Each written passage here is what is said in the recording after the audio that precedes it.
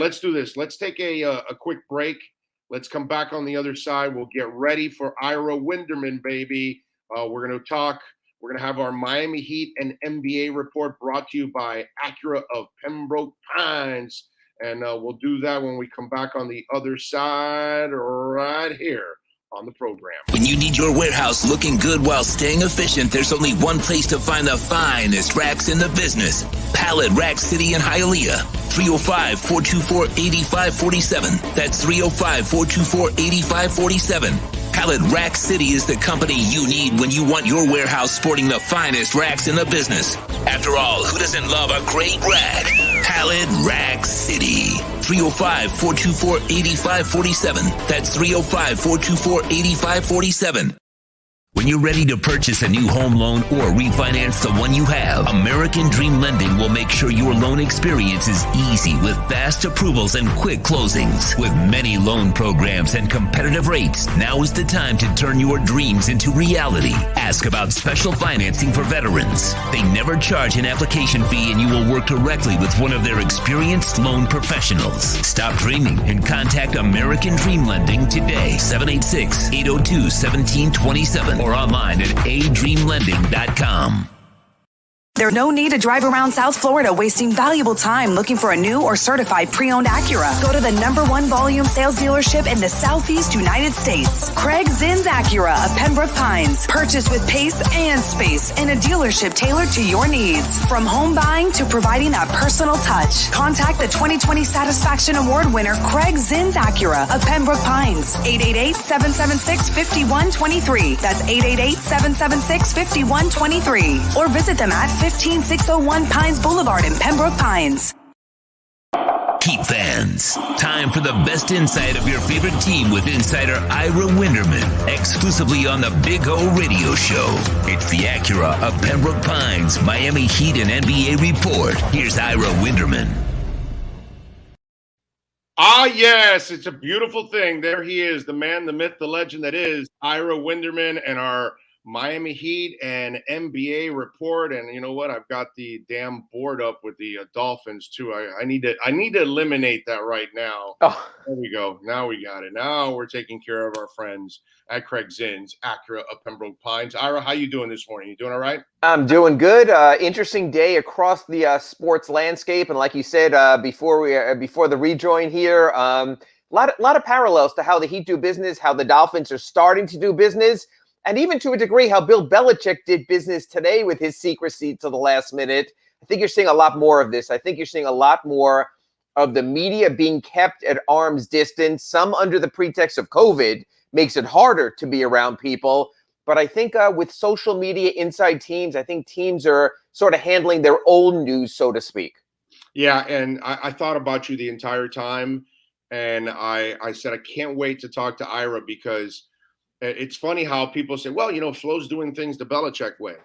And I started thinking, I think Ira would say, well, Belichick and Flo are doing it the Riley way because Riley was doing it before Belichick, actually. And Riley, you know, when you hear Flo say, we're only going to talk about players that are here, and then the media runs with it, well, he could have squashed it and all that.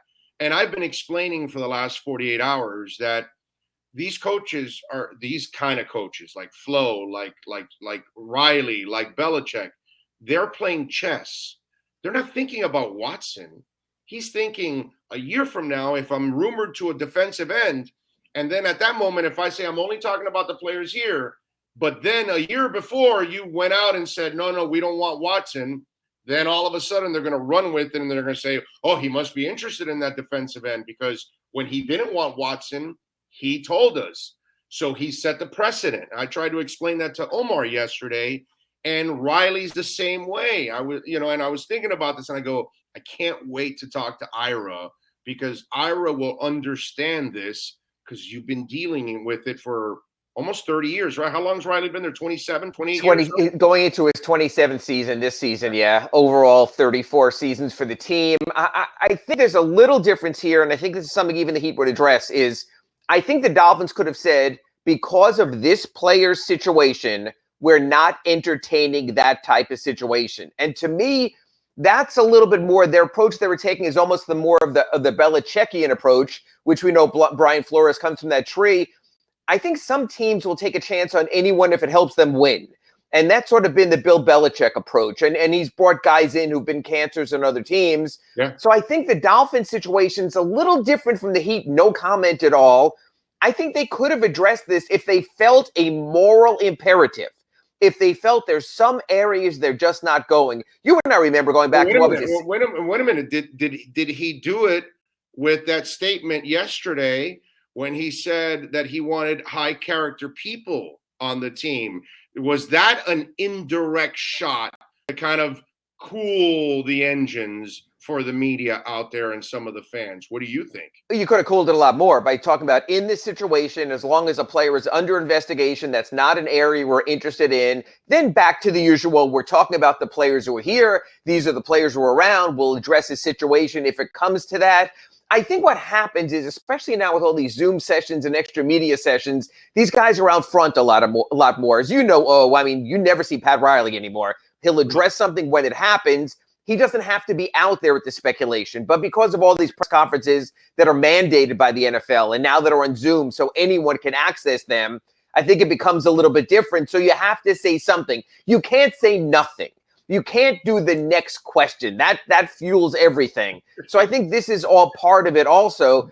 But it's just crazy. I mean, I just tweeted out with the Mac Jones news and the Cam Newton news how Tua is the second oldest starting quarterback in the division.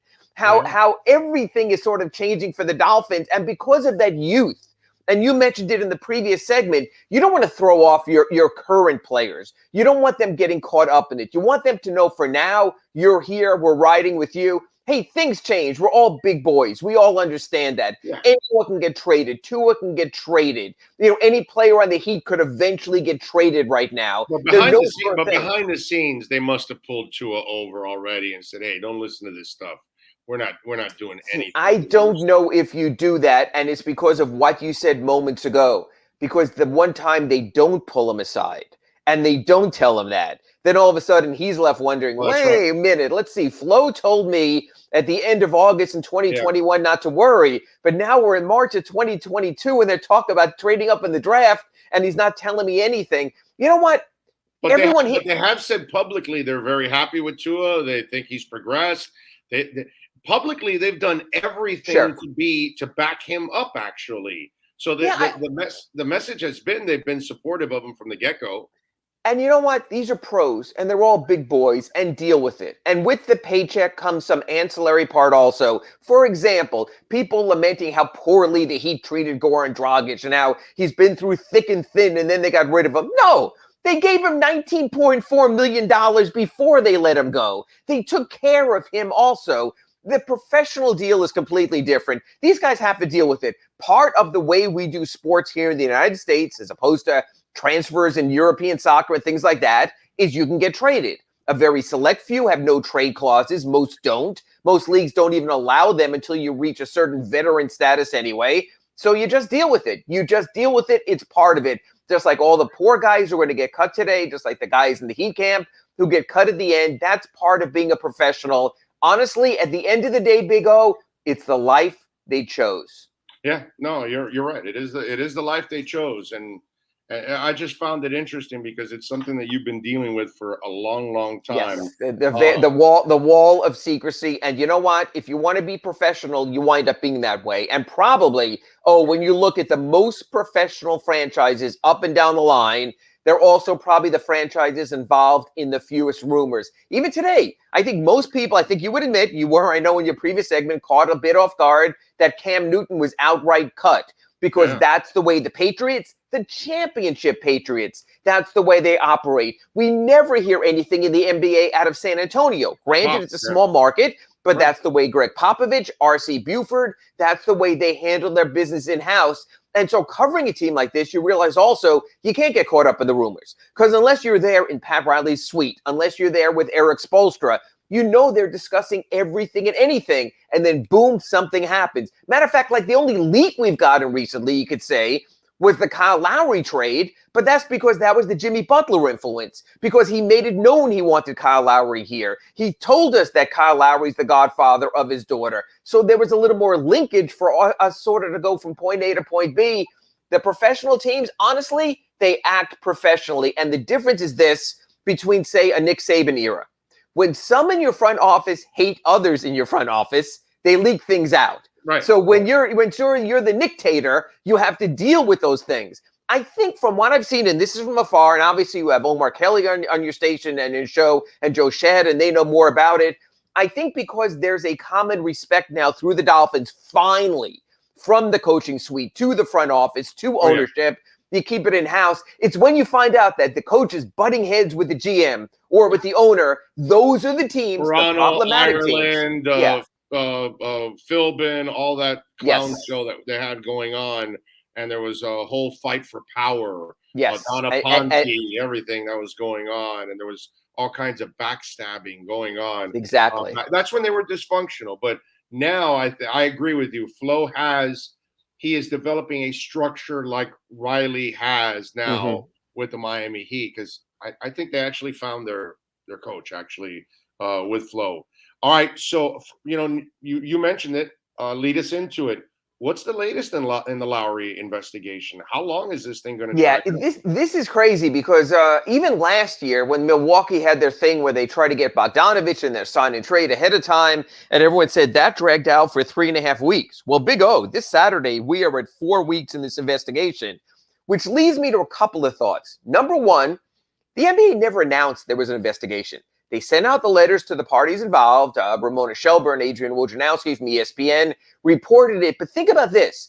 There never was an NBA statement saying we are investigating the Miami Heat, the New Orleans Pelicans, the Toronto Raptors, and the Chicago Bulls. So it's been done very low-key. And it may wind up ending that way. There may be no statement. There may be the quietness of just a find, and that's that. We know one thing for sure. If they were going to unwind, and we said from the get-go here on your show that they were never going to unwind the signings. Yeah. But we're way down that road. Chicago has done trades since then. The Heat have rounded out the rest of their roster. It's not getting unwound. Could draft picks be involved? Absolutely. And if they are, honestly, until next year's draft, they got all the time in the world they want. So I think there'll be some sort of minor penalty there. I think we all need closure before the Heat goes to camp. But I don't think it is viewed as anything egregious. And I think this league just realizes they have a problem that if 99% of the teams are operating one way, you can expect 1% of the teams to operate the other way. I think it's going to be relatively minor. They know the Heat do not have future first-round draft choices they can give up. They basically don't have second-round draft choices also. I would see some kind of penalty, but you're not going to see a Deflategate type of penalty with suspensions. You're not going to see something like we saw a Bounty Gate in New Orleans with the coach having to sit out a season or something like that. It's simply not to that point. Oh, if it was to that point, we'd be hearing more. Something would have been done by now. Instead, the NBA realized sort of, wow, we have a really stupid system. And now that we pointed out there's an issue, we have to try to find our way to backpedal to a degree also. Yeah, I mean, it's a league that's got a whole bunch of funky rules that, sometimes you got to kind of question it at times. And listen, man, they have, it's kind of like the NFL, like they don't want you to tamper when you're at the combine, and yet that's all there's going on. And that's what that besides getting the physicals and being able to interview, because that's really what the combine is all about. People get caught up in the 40s and the high jump and all that. The NFL teams, that's just like nothing. That's just a little side note. They really want to check the medicals on these guys and meet with them and do the interviews. That's really what this whole thing was actually all about. And then the other thing that goes on, since all the agents are there, man, there's so much tampering going on in the league. Sure, backroom dealing, yeah. But, you've kind of opened yourself up for something like this. And the thing, and in this league also is, there's so many moving parts. The NFL's not a huge trade lead. When there's a trade in the NFL, it's a big deal. And if player goes from point A to point B, he stays in point B. Yet look at this offseason, for example, the Memphis Grizzlies. They get Patrick Beverley. They welcome him, and boom, he's gone to Minnesota like that. Then over the weekend, Rajon Rondo, he was included in that trade also. Right. And boom, he's gone. He's going to sign later today with the Lakers. So the NBA is a constantly evolving, a constantly moving enterprise. It's not like the NFL. It is a trade league, and there are trades that lead to trades that lead to trades, and it's a soft cap league, so you can do more machinations and move around things. So I think the NBA has to realize when you have that many moving parts, you can't address just a little sliver of the rules and let everything else go. So I think in this case, the NBA realizes unless they bring everything together and they change all the rules, and if you trade for a player, you keep a player, and if you're going to go ahead and do a player team option or player option, you're not going to trade him the next day in a deal in something that's prearranged. So unless you reel it all back and tighten everything up, it's going to be this way. And people love the NBA, that you and I in July and August and September can talk about the Heat because there's always something going on. Because Rajon Rondo now goes to the Lakers. As a matter of fact, there's something I wanted to talk to you about. How ironic that Rondo goes to the Lakers, and you have a guy like Kendrick Nunn who left the Heat because he said he wanted a chance to play for a championship, go to the Lakers to build his name back up.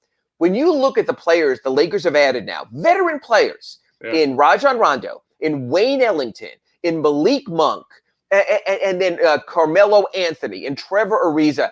I'm really wondering if Kendrick Nunn could undo, like we were talking about, his move. I'm not sure he wouldn't, because when I look at Kendrick Nunn right now, I see a guy who very well could set up as a 10th or 11th, 12th man, actually in a worse situation than he might have been in Miami. And that's because of what we're talking about. This league constantly evolves. He might be wearing a lot of suits this year. Yeah, I don't know if again, third team dress, so you might be able to avoid that. But again, like we were talking about, in the NBA, there's constant movement. So look at Kendrick Nunn on August 2nd, signed with the Lakers, thought he might be their starting guard alongside Russell Westbrook. We go now back a full month, turning into September here, and now he doesn't even know if he's going to play. This league is constantly churning. Just like with the Heat, they have a roster spot. They have the possibilities. They have two-way contracts. Things will still happen between now and the September 28th start of training camp. And by the way, you got to alter your statement just a little bit, because the Miami Dolphins are the only team that is very NBA-like.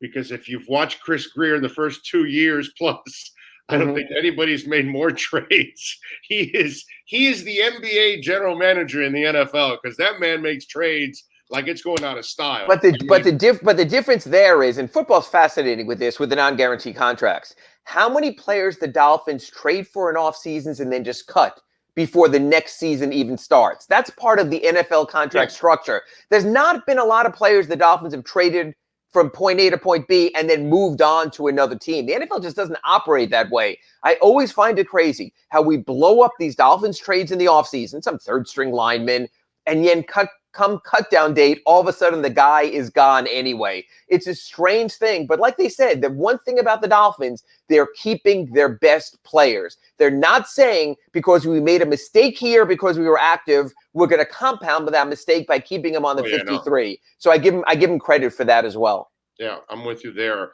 How do we know? What do we know about? I mean, this is an impossible question to ask you. Okay.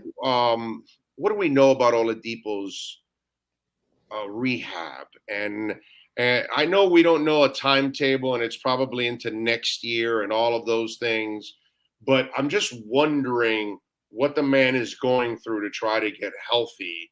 And, you know, I'd love to see him healthy, because he is such a wild card, Ira. Absolutely. That if you're able to get that guy healthy on the second half of the season and into the playoffs, he's also younger than a lot of your older veterans. So I'm not saying Dwayne Wade or anything, but I'm just saying that he's a guy that you're going to be able to throw more of the load on if it's a healthy Oladipo, which obviously we all know that's a big if with all of that. So what do we know about his rehab? How difficult is it? Is it something that can be overcome? Is it something that's realistic that somehow they can keep him healthy? You know, all of those things. Is there any information you've been able to? There is. And the strongest indication is this, and it sounds almost cliche, he's on his own 2 feet. And we've seen him on crutches for most of the summer, including when he made appearances at the Heat Youth Camp. Now we've seen him, you know, he posts a lot on social media, Big O. and we see he's out there, he's moving at least regular personnel, which is an important step when you've had surgery and you've been on the crutches, you've been in the walking boot. So he's making that progress. The Heat are not going to fast track this. And just like we spoke about the Dolphins at the top of this segment, we will ask and they will go, no new update, and we'll have to deal with that. But I think he's making the progress for an important reason. He realizes how important it is for him to to restructure and get back to where he was for his next contract. He's already playing for his next contract. He took a 1-year rookie minimum this year. So I think he will very much be a factor over the second half of the season. And I think a lot of these Heat guys will sort of feel a pressure of tryouts over the first half of the season. Because if it doesn't work out with Max Strus, Victor Oladipo's on the way. Because if it doesn't work out with Gabe Vincent as the backup point guard, Victor Oladipo's on the way. Honestly, our good friend, we mention him all the time. And if Tyler Hero doesn't step up or does step up and become a trade chip again, Victor Oladipo is on the way. I believe there is a very strong confidence that Victor Oladipo will make some type of contribution over the second half of the season. And honestly, for what they paid for his contract and what the expectations are, 75% Victor Oladipo, 80% would still be huge. When and Clay Ferraro and I talked about this last week on our Pallet Rack City Inside the Paint, we will again tomorrow. We spoke about the East. I'm a little concerned about the Celtics and how much stronger they've gotten. You could look at other teams in the East, and the Knicks included what they added. But Victor Oladipo, to me, is a player who takes the Heat sort of from 4th or 5th and moves them right up there to number 3 with the 76ers if he's able to contribute. I think they're better than the Sixers. Right, which would be number 3, because I'm putting Milwaukee and Brooklyn 1 and 2 until they prove us otherwise. So you know what? There's enough veteran talent on this team to keep the Heat afloat until he comes back. I can't recall more of a wild card in recent Heat seasons than Victor Oladipo stands right now. All right, so this is a season preview type of guess for you from here on out. We all know that defense is going to be the rock of this team because they've got a lot of defenders. We're going to be, as Heat fans, what we've been spoiled with in the past, we're finally going to get that we haven't got in the last couple of years. We're going to watch a team that's truly dedicated to defense. Give me the 3 or 4 guys that carry the biggest burden on offense. Well, and they must do it night in, night out. Yeah, I think number 1, and it relates to your defense question, is Duncan Robinson. We know he can make threes. We know he can score. But can he defend enough to be a fourth-quarter player? So in a way, you only get Duncan Robinson's offense if you can get his defense. You remember all the foul trouble last season, Big O. Yeah. He has to avoid that. So he's number 1. Tyler Hero is number 2 because on this bench, as the season starts, when you look at this bench of Dwayne Dedmon, Markieff Morris, and Tyler Hero as the first 3 reserves, he's the offensive spark plug. He's your, if you want to go old school, your Vinnie Johnson, more recent, your Jamal Crawford, Lou Williams type of player. So they need him to produce offense and be more of a complete player. So I would put them as number 1 and number 2. And I'm kind of curious. It was fun in Summer League. It was a hoot in Vegas. But can the Strus be on the loose? Can it be on the loose during an NBA regular season? And again, why not? Because you and I know there's Summer League and there's real basketball. Yeah. There's Summer League where Michael Beasley makes an appearance and Brandon Knight shows up and everyone has a good time. And then there's real basketball. But this is not a dude that's just Summer League like Briante Weber. This is a dude that played in the NBA last year, has NBA experience, had some NBA moments, and then went on to the Summer League. And in a way, I thought he kind of sent a statement in that Summer League where he said, man, I'm an NBA player already. Let me show you how. It looked that way, but we have to see it. So I would say Duncan Robinson, Tyler Hero, Max Strus, 3 guys who clearly their strength are on the offensive side of the ball. We're going to need to score. The Heat are going to need to score this season. I'd say at least 2 of those 3, until Victor Oladipo comes back, have to make significant and important offensive contributions for this whole thing to come together beyond Bam Adebayo and Jimmy Butler and Kyle Lowry and the rest of the lineup. So since we're a month out, I can get excited that if you can get Duncan, Tyler, Oladipo, and Bam, your younger players, carrying the load a lot offensively, and then you have Butler and obviously Lowry doing their thing, and then PJ and all these guys and Markieff playing defense and being the anchors on defense, I'm getting excited. This is like a team that could that could really threaten in the East, because the mental toughness I think this team is going to have, I'm not exactly sure I see that kind of mental toughness, that grittiness outside of the Nets. You know what I'm saying? Well, and we want to see from the Bucks. The Nets to me are a finesse team. They're an offensive team. Whereas if the Heat can get that offense from these young guys, because they've got the legs to do it every night, and in game 80 and in game 90 and in game 100, they've got those legs.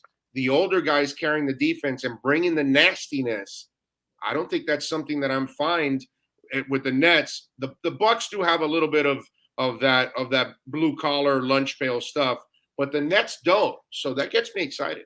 No, it's going to be interesting again, and you want to see, do either of those teams take a wobble, the Bucks or the Nets, and could the Heat sort of zoom in there, get themselves home court in the second round of the playoffs? That will change everything. It's going to be interesting. Less than a month away, September 28th, they start training camp, and boom, a week later, preseason, and then off to the regular season.